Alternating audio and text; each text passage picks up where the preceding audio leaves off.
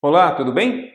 Me chamo Francisco Fadel, sou professor de Direito Penal, formado pela Universidade Federal do Paraná, atuo também como advogado na área criminal, leciono na graduação desde 2003, Direito Penal, Direito Processual Penal, e também atuo na área de concursos públicos desde 2011, tanto na exposição de aulas, parte teórica, quanto na resolução de questões, ok? O objeto da nossa aula é, na verdade, noções sobre direito penal. E nós vamos começar falando aí sobre teoria do crime, especificamente diferenciando, ou melhor, conceituando o crime. Na verdade, crime pode ser conceituado sobre três aspectos distintos. Nós temos o conceito formal, temos o conceito material e temos o conceito analítico. Bem, convido você para me acompanhar aqui na nossa tela. Formalmente, crime é aquilo que o legislador diz que é crime, ou seja, uma conduta considerada ilícita, e passível de uma punição. Então, quando nós falamos sobre o conceito formal, nós estamos falando, na verdade, sobre uma visão legislativa, aquilo que o legislador interpretou como sendo algo completamente ou muito errado e que, caso seja realizado, caso aquele comportamento seja praticado, deve estar sujeito, então, a uma punição. Por que é importante esse conceito? Por conta do chamado princípio da reserva legal, que tem até uma expressão em latim, nullum crime, nulla pena sine lege, ou seja, não há crime e não há pena sem lei que os defina. Então, ninguém aqui pode ser punido por um comportamento, salvo se esse comportamento estiver previsto na lei. A título de exemplo, se eu usar um boné, isso não é considerado crime. Por quê? Porque não há lei que puna esse comportamento. Porém, se a partir de um determinado momento for publicada uma lei que criminalize essa conduta, aí com base no princípio da reserva legal, o nullum crime, nulla pena sine lege, nós então estaremos frente a um comportamento passível de punição. Então o conceito formal é muito importante exatamente para trazer esse divisor entre aquilo que é permitido e aquilo que não é. Porém, ele não é suficiente, ele é muito importante, mas não é suficiente. Por quê? Porque nós temos que analisar o seguinte, quando o legislador cria uma definição de um comportamento considerado criminoso, ou seja, quando o legislador cria um tipo penal incriminador, ele não o faz de graça, ele não cria um tipo penal à toa. Existe uma razão de ser.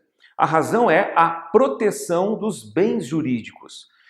Em outras palavras, quando o legislador cria um dispositivo legal e criminaliza um comportamento, ele visa proteger, visa tutelar algum valor muito importante para a sociedade. Um exemplo, o crime de furto, previsto lá no artigo 155 do Código Penal, subtrair para si ou para outrem coisa alheia móvel. Nesse contexto, o legislador visa proteger o quê? O patrimônio das pessoas. Voltando agora. Já falamos sobre o conceito formal. Agora vamos falar sobre o conceito material. De acordo com a nossa explanação aqui, conceito material vem a ser o seguinte: crime é a violação ou ameaça de violação a bem penalmente protegido. Então, quando um determinado bem jurídico, é violado ou ameaçado, nós então teremos a caracterização do conceito material. E aí você poderia me perguntar, tá, professor, mas qual é a diferença, qual é a importância, qual é a relevância disso? A relevância é a seguinte, você pode ter um comportamento humano que se amolde, que se encaixe num determinado tipo penal incriminador, mas que não seja necessariamente considerado crime. Aí você pode me dizer, mas espera aí, professor, eu não estou entendendo. Se o comportamento da pessoa se encaixou naquele fato descrito pela lei, e a lei entende que aquele comportamento é um comportamento criminoso, como que, de repente, esse comportamento pode não ser considerado crime? Explico. Quando alguém pratica um comportamento considerado ilícito, é necessário que esse comportamento ameace o bem que é protegido por aquela norma penal. É necessário que esse comportamento humano viole, atinja esse bem. Se não o atingir, nós poderemos ter a caracterização de crime no aspecto formal, mas não no aspecto material. Eu vou te trazer um exemplo que eu imagino vá esclarecer bem o que eu quero dizer. Pense na seguinte situação. Nós já sabemos que subtrair coisa alheia móvel para si ou para outrem é crime de furto. Tranquilo, sem discussão.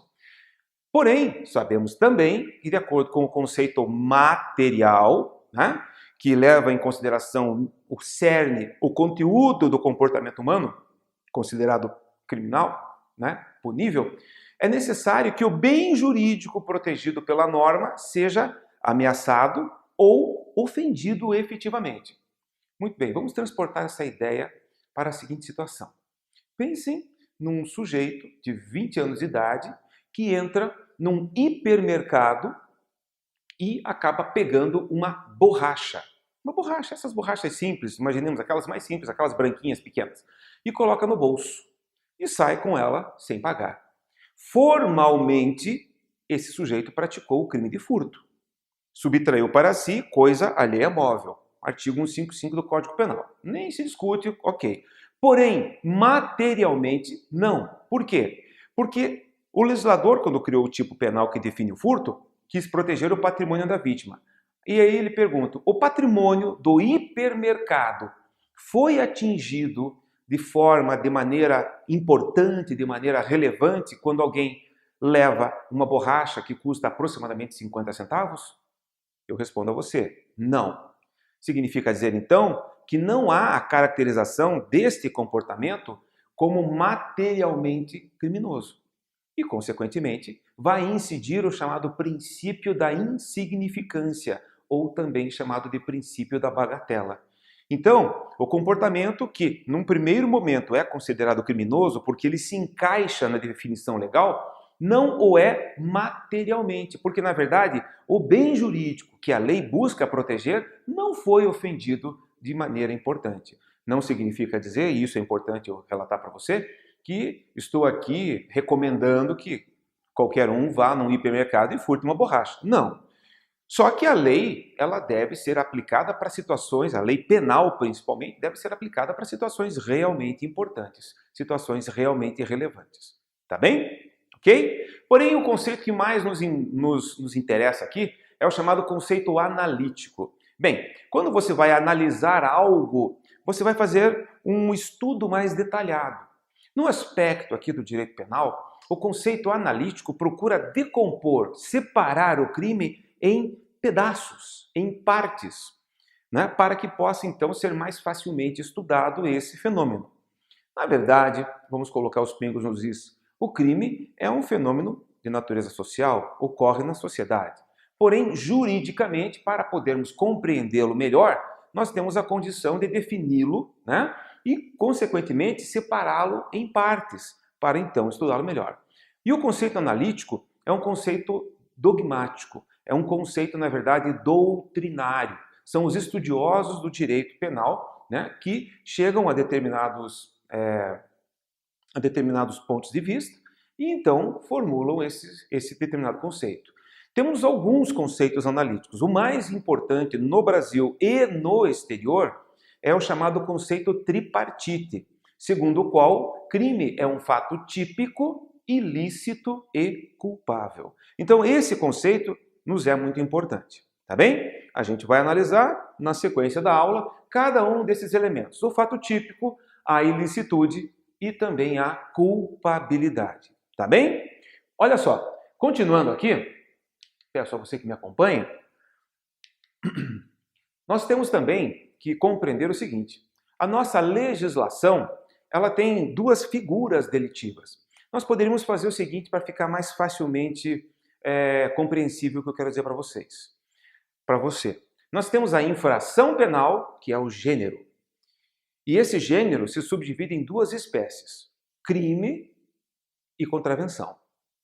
Crime, normalmente, é um comportamento humano mais grave, mais reprovável. E a contravenção, normalmente, é um comportamento humano que ainda é considerado punível, porém que, normalmente, é menos grave. Exemplo de contravenção, vias de fato. O que vem a ser vias de fato? É aquela situação em que, por exemplo, alguém empurra outra pessoa. né? Um empurrão um pouco mais severo, mais grave, pode caracterizar vias de fato. O sujeito, numa discussão, está com as unhas um pouco mais crescidas, pega na mão do seu oponente e, sem querer, faz uma marca, né, de unha na pele do oponente. Isso pode caracterizar vias de fato. Vias de fato, trata-se de uma contravenção. As contravenções penais também são chamadas de infrações anãs. Por quê? Porque elas têm um reduzidíssimo grau, né, de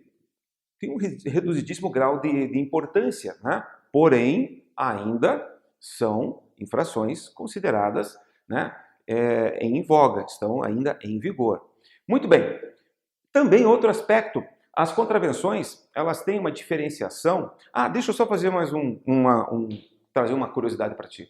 As contravenções também são chamadas de infrações liliputianas, porque Lilliput era uma cidade, né, onde havia anões e, consequentemente, as contravenções penais, como são infrações de menor gravidade, né, de reduzidíssimo potencial ofensivo, salvo uma ou outra, então também são chamadas de infrações liliputianas. Se você, porventura, ouvir essa expressão, você já vai saber que a infração liliputiana nada mais é do que uma contravenção. As contravenções penais estão previstas no Decreto-Lei 3688 de 1941.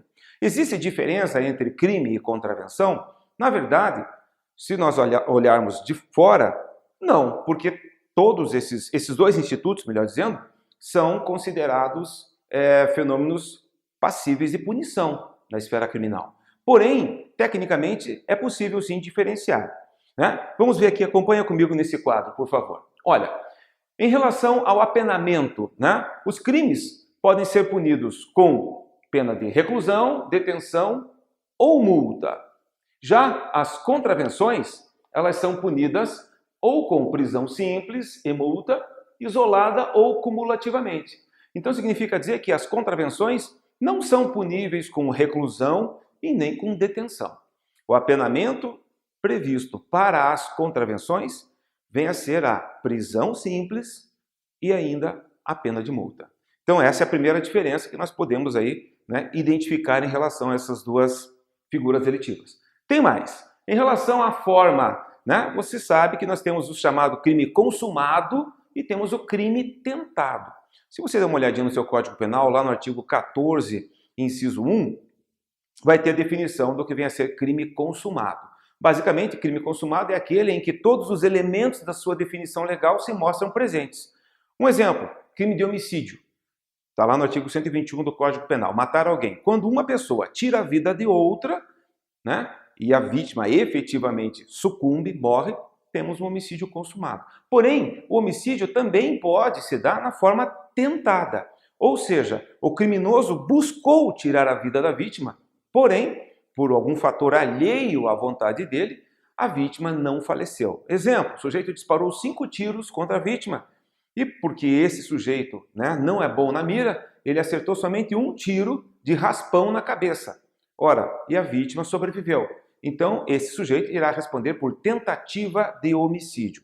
E a tentativa vem descrita lá no artigo 14, inciso 2 do Código Penal. Então, os crimes, né, eles podem ser tanto consumados quanto tentados. Em relação às contravenções, por uma opção do legislador, não há que se falar em contravenção na forma tentada. O legislador estabeleceu, acompanha comigo, lá no artigo 4º, né, do Decreto-Lei 3688 de 41, estabeleceu que não há como se admitir contravenção na forma tentada. Foi uma opção legislativa. Então, os crimes admitem forma tentada, as contravenções não. E detalhe interessante, né? O diploma legal que define as contravenções é um decreto-lei. Porém, esse diploma acabou ficando conhecido como Lei de Contravenções Penais. Muitas vezes você encontra, né, nas obras de direito aí LCP, né, uma abreviatura aí para Lei de Contravenções Penais. Porém, tecnicamente, se trata de um decreto-lei. Vamos ver uma terceira diferença entre as contravenções e os crimes. Quanto ao elemento subjetivo, os crimes eles são previstos tanto na forma dolosa quanto na forma culposa, né? Acompanha comigo uma outra observação. Como regra, quando um crime, quando uma figura delitiva é criada pelo legislador, ela é criada na forma dolosa. Dolo, o que é o dolo? Dolo é a vontade e consciência de realizar os elementos do tipo penal. Normalmente se associa a ideia de dolo à ideia de intenção, vontade de cometer, né, uma conduta, no caso aí, considerada punível. Porém, excepcionalmente, nós podemos ter crimes culposos. Então, crime na forma culposa é a exceção, ok? Aonde está escrito isso? Artigo 18, parágrafo único do Código Penal.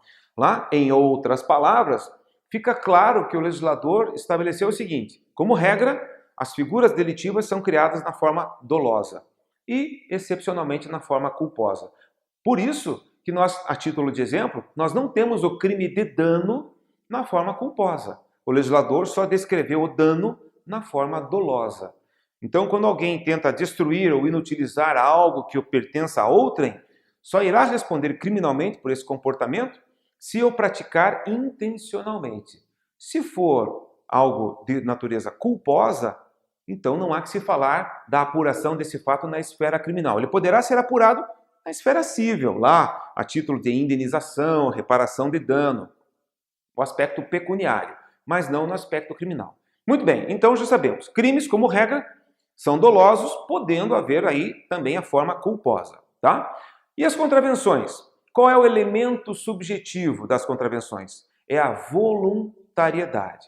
O legislador estabeleceu que, em relação às contravenções, nós temos a voluntariedade. Só voltando mais uma vez aí aos crimes, para dar um outro exemplo, quem sabe até muito mais próximo, vamos lembrar do crime de homicídio, né? O homicídio é previsto lá no artigo 121 do Código Penal, o caput, né? Está lá escrito: matar alguém, pena, reclusão de 6 a 20 anos. Essa é a forma dolosa, quando o sujeito tem a intenção de tirar a vida de uma outra pessoa. Porém, esse mesmo artigo 121, no seu parágrafo 3º, prevê a forma culposa, né? Que é quando o sujeito acaba com o seu comportamento dando causa ao resultado. Ele não desejava a morte da vítima, porém, com o seu comportamento voluntário, ele acabou dando causa à morte da vítima.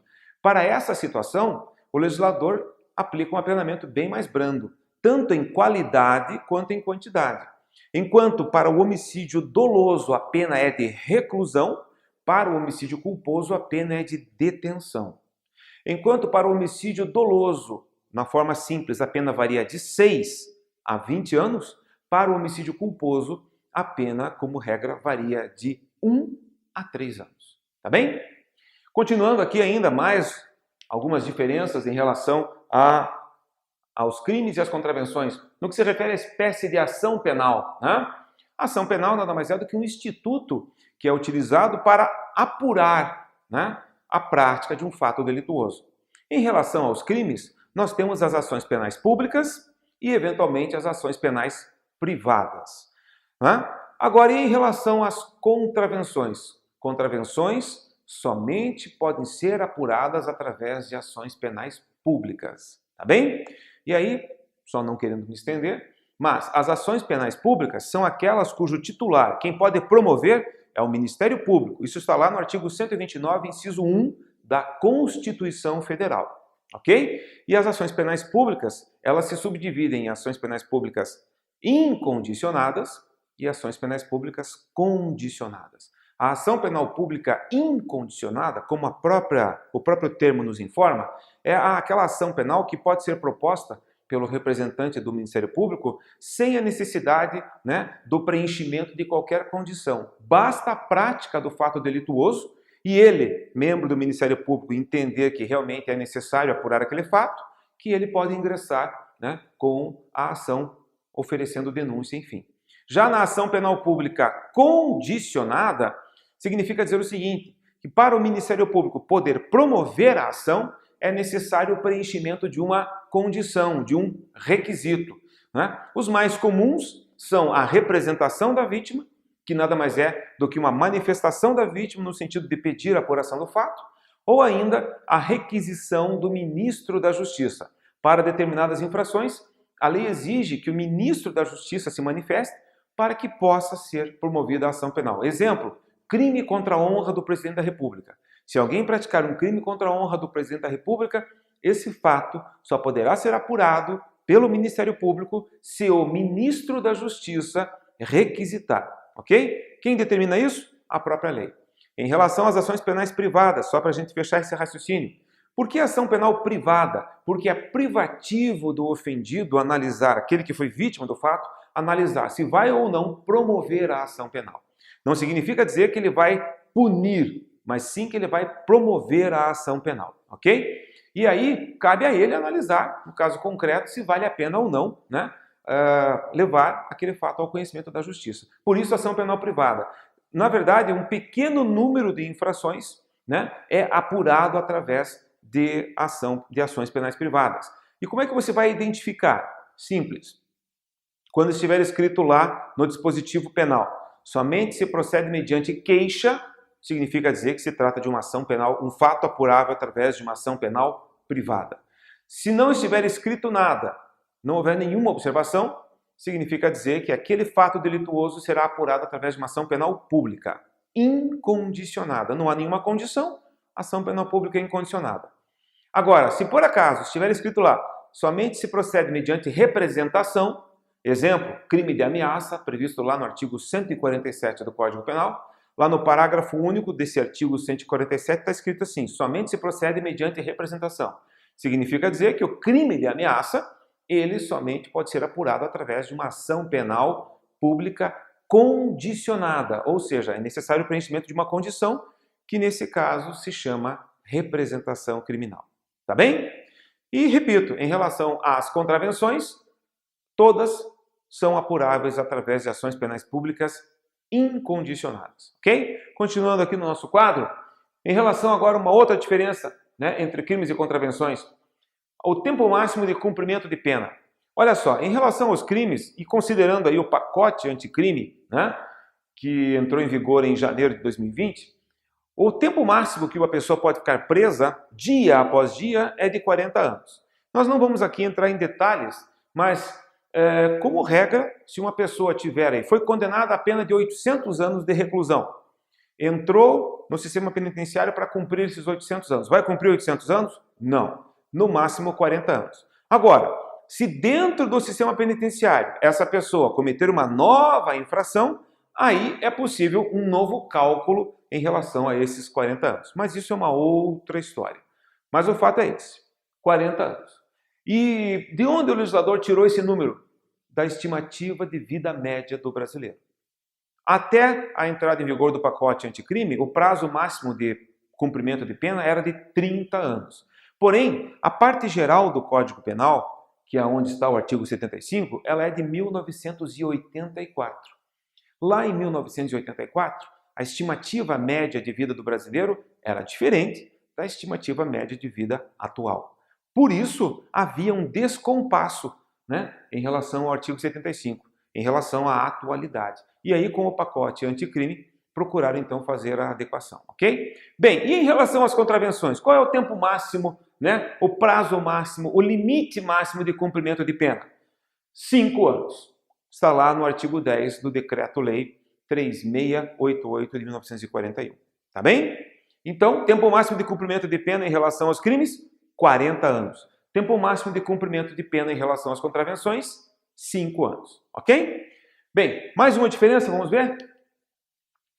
Quanto à extraterritorialidade da lei, olha só, significa dizer o seguinte, fato ocorrido fora do Brasil. Se esse fato for um fato considerado aqui no Brasil como crime, é possível que a nossa lei alcance esse fato? É possível. Você vai ter que olhar o Código Penal, lá no artigo 7º e seus parágrafos e respectivos incisos. Então é possível. Um fato criminoso praticado lá no exterior pode vir a ser punido aqui, apurado e punido aqui. Exemplo, se alguém tenta contra a vida do presidente da República do Brasil no exterior. Então alguém tenta matar o presidente do Brasil lá na Jamaica. O fato pode até ser apurado na Jamaica, tudo bem, mas vai ser apurado aqui também. Por quê? Porque o artigo 7º estabelece que para esse tipo de situação, para esse tipo de fato, é obrigatória a apuração, né, aqui no Brasil. Ok? É a chamada extraterritorialidade incondicionada da lei penal. tá? Porém, em relação às contravenções, negativo. Contravenção ocorrida no exterior não será apurada aqui no Brasil, ok? Isso por conta da própria disposição legal, artigo 2º, né, da Lei de Contravenções, ou melhor, do Decreto-Lei 3688 de 41. Então, sintetizando, quanto a essa territorialidade, né, da lei brasileira, se for um crime, é possível que crimes ocorridos no exterior sejam apurados aqui. Se se tratar de uma contravenção, negativo. Contravenções praticadas no exterior não serão apuradas aqui. Outra diferença em relação a qual autoridade ou qual justiça que tem competência, ou seja, atribuição para julgar o fato. Em relação aos crimes, tanto a justiça estadual quanto a justiça federal. Quanto às contravenções, como regra, a justiça estadual. A não ser que a contravenção tenha sido praticada por alguém que tenha foro por prerrogativa de função. É aquilo, o que é o foro por prerrogativa de função? É aquilo que as pessoas falam aí de foro privilegiado. Determinadas autoridades, em decorrência da função que exercem, não pela pessoa física, mas pela função que exercem, elas devem ser, caso cometam infrações, devem ser processadas em determinados órgãos do Poder Judiciário. Pensa comigo, não teria lógica o presidente da República, chefe do Poder Executivo Nacional, ser julgado por um juiz de direito de primeira instância. Não desmerecendo o juiz de primeira instância, porém você tem que compreender que chefe do Poder Executivo Nacional, ele deve, em tese, ser julgado pelo chefe ou pelos maiorais, os maiores representantes do Poder Judiciário.